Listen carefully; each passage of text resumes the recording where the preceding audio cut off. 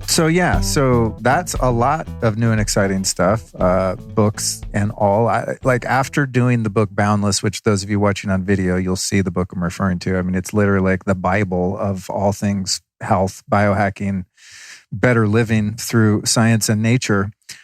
After writing that book, I would have taken a 10-year hiatus of trying to write anything. You always think that. Have you written a book yet, or have you noodled on that? Yeah, I'm in the process of it. Yeah. Tell me more.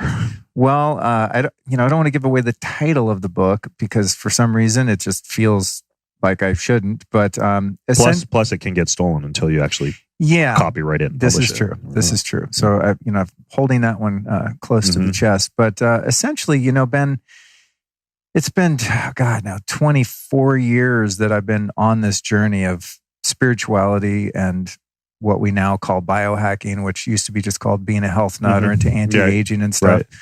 And, along the way, I have picked up a lot, but I think because I'm always learning from other people, and especially having this podcast, sometimes I sort of discount the progress that I've made. Because when I started making content, as you know, I was coming out of the fashion industry where all of the things I was doing in meditation and yoga and health and healing were all just kind of part of my private life. So I just considered myself a perpetual student and had neglected the fact that I'd actually learned a lot along the way. Having now been on a lot of other people's podcasts and spoken on a lot of stages over the past 4 years, I've realized, wow, shit, I actually know a few things myself.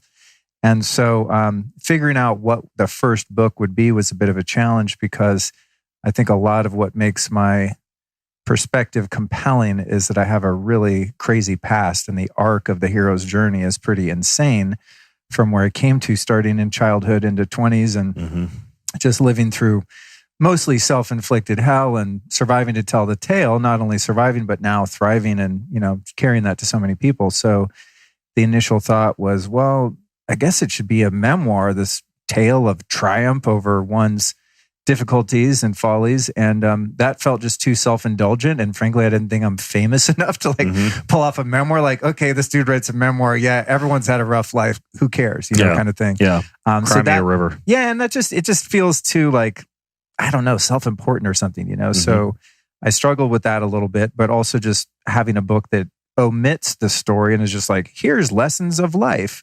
Well, whose life and why? So, so far the book is shaping up to be kind of part memoir and part, some tales, but also teachings along the way. So, I childhood trauma. Smart.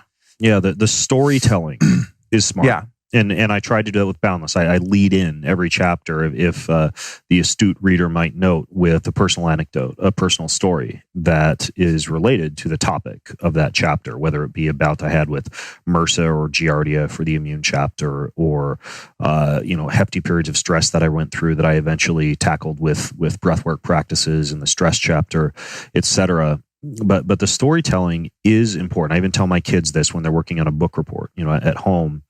Every week, I let them select a book, or I help them select a book that they write a book report on, with the general overview of that being that I figure if they have the mentality growing up that they can easily go through and assimilate one book a week, that's going to really train those muscles for them going into life, just being able to digest information at a reasonable pace and then be able to teach others that information. Yeah. And I always tell them to weave their own personal anecdotes and stories into each book report, because people don't want to read facts. What people resonate and connect with are stories.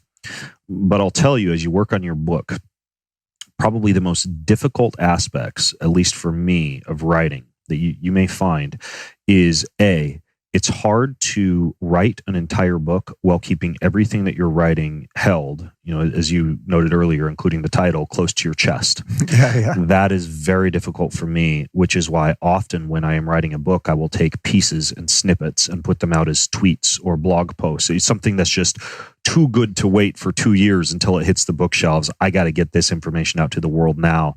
Giving yourself permission to do that, rather than thinking, if it's been out there and then the book gets published and it's already been out there, people aren't going to like the book. But taking some of the really important stuff and just giving yourself permission along the way as you write to put something as a blog post or an early draft of a chapter out as, a few paragraphs on Instagram, etc. I find that kind of fuels my fire giving people an insider sneak peek of the book as I'm writing it. Yeah. And so that's one thing that I found to be helpful. Yeah. And then another is, there's probably two other things. One is the organization component, meaning that as you gather data, as you research, as you find articles, books, interviews, podcasts, etc., that are related to a chapter that you're working on, or a chapter that you're creating a skeleton for, because every chapter you must skeleton before you don't just sit down and write a chapter start to finish, right? You're always bouncing around, typically laying out the framework, laying out the foundation for that chapter. But figuring out a way to assimilate all the data, all the research can be very daunting. And so many authors will use a platform called Scrivener for that. And while that software is very useful for being able to organize what you're writing, the problem is it's not designed for cloud-based interaction around anything that you're writing. I mean, if you have a scientific editor, if you have a research assistant, if you have a publishing editor, et cetera, then they can't be seeing and editing chapters as you go. You can't just share a chapter in the cloud. So what I do when I write now is I start a separate Google Drive folder for each book, and that Google Drive folder has a folder for each chapter, and that folder for each chapter has all the links to research, all the links to interviews, the chapter itself, any revisions of the chapter as they're ongoing, so that previous versions of the chapter don't disappear and get deleted forever. And so I've found Google, with as much heat as they're getting today right now from the alternative health community based on selective censorship. I haven't found a more convenient solution than that yet. So organization, and specifically cloud-based organization for collaboration in writing, I've found that to be very important. And then finally, the last is that at some point, especially when you're writing a book about science, or a book that might incorporate a lot of advances in, say, biohacking technologies, or new research on things that might assist with supporting healthy immune system, or new compounds that have been discovered that might heal the gut, you get to a point where you simply have to say stop.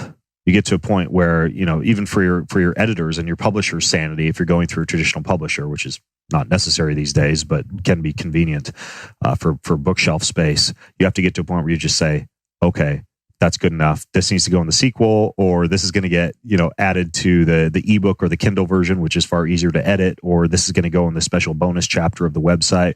But that's the tricky part too, is just freaking stopping and saying, okay, I'm done now. Hit publish and send. Yeah, that's really good advice, and I'm seeing that come to fruition now as I'm pulling together all of these different elements. There is sort of a narrative of a story that's coming together, and then there's punctuation points throughout the story where huge insights or lessons have been learned. But it's almost as if each chapter could be its own book.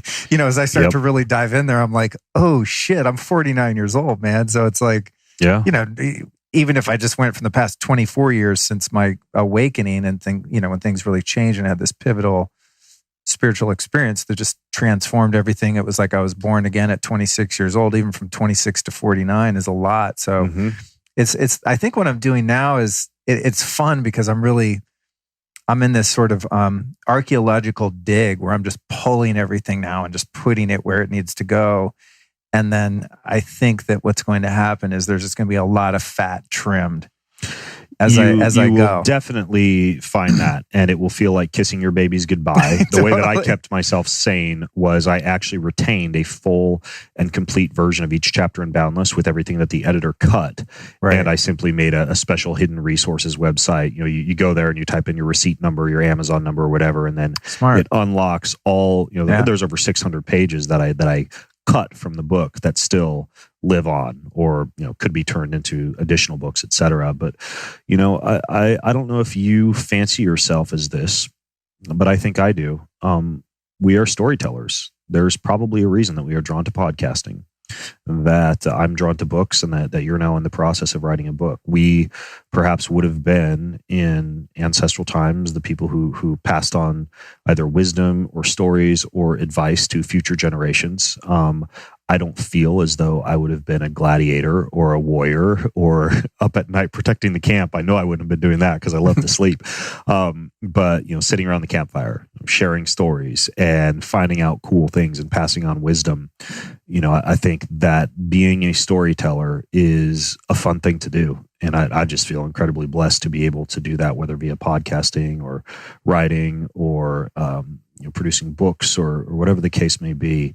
I think this ability to be able to pass on wisdom to future generations and to current generations, if you want to call what I do wisdom, you might just call it random piecings of crazy biohacking knowledge.